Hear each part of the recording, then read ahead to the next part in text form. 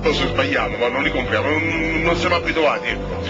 E una persona saggia a me mi diceva: caro professore, in Sicilia i voti si ottengono o comprando, o pagando, o comprando, o minacciando, o toccando. Lei a noi non ci paga, lei a noi non ci minaccia, a noi ci deve toccare. A noi ci deve toccare. E io ho fatto anche un ricorso al TAR che domani verrà esaminato.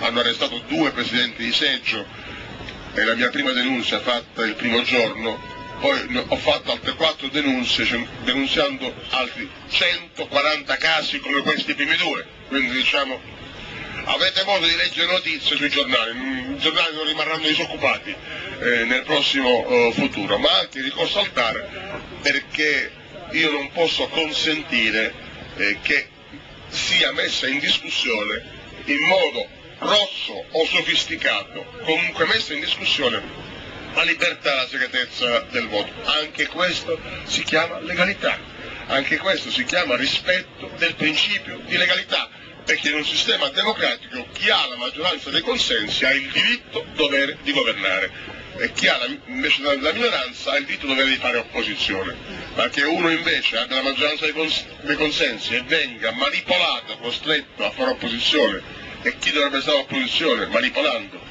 diventi forza di governo, è inaccettabile. Per questo l'altro ieri ho ricevuto a Palermo una delegazione dell'Ocse che sta indagando sui brogli a Palermo. Siamo arrivati agli osservatori internazionali che vengono a verificare la vergogna di questo sistema politico che ci insulta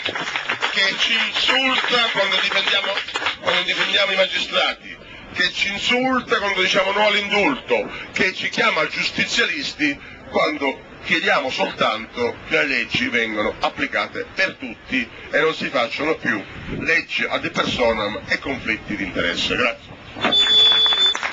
Quando entro in una sala in cui ci sono molti anziani, io normalmente dico: ragazzi,